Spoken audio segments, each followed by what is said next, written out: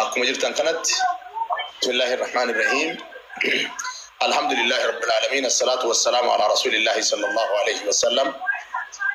نهيار دمنا كانت كولجين في المان ورمودا ترينجد سلالة تلمته نقل مغدا كلامته gocha isaan irratti raawwate mesan balaaleffachuudhaaf walgeenyaa jecha kana obboleeyyan kiyya shamarran ilmaantii sagalee isaaniitii waan dhageessuu barbaadaniif akka kabajaadhaan nu dhageeffattan qaamni dhimmi ilaallatu marti akka hatantamaan deebii nu laattan sin gaafannaa. Hayyee nafaana jedhaa bismillah.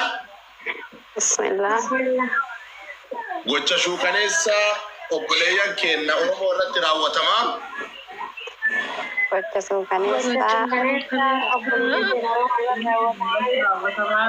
Kesan kadenggadda salaletti raawwatame kadenggadda salaletti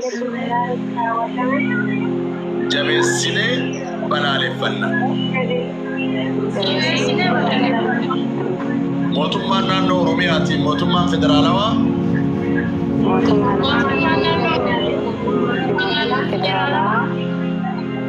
warra gocha shuukaneessa kana ilmaan Oromoo salaalee irratti raawwate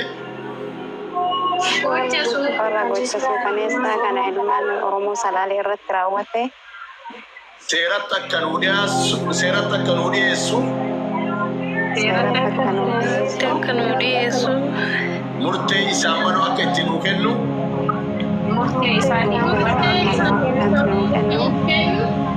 kabajaadhaan isinitti himanna. Lubbuu namaa kan guutuu Oromiyaa keessatti badaattu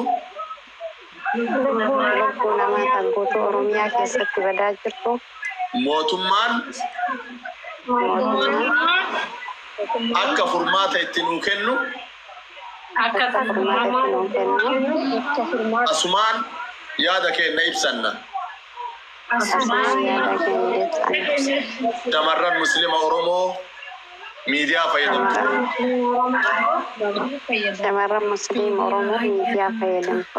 Allahu akbar. Allahu akbar. Jazakumullahu khairan. Galatoma ulfaadha yaa michaawachuudhaan asirra dhuftan yaada qabdanii yoo jiraate inshallah harka baastanii daqiiqaa takka takka wanni jettanii yoo jiraate isinirraa fuudha. Namni dhibbi sadii fuudha akkana sumaan muunaa jecha wannaa jedhu kana fooloo akkanaa gootan asumaan kabajaan isin gaafadha.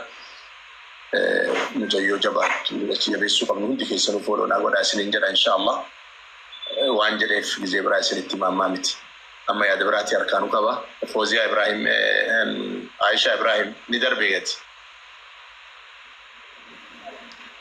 Aisha si darbaniira ni rabbi si abaasu. Ayyee ummaan yaada qabdanii? Amma yaada qaba.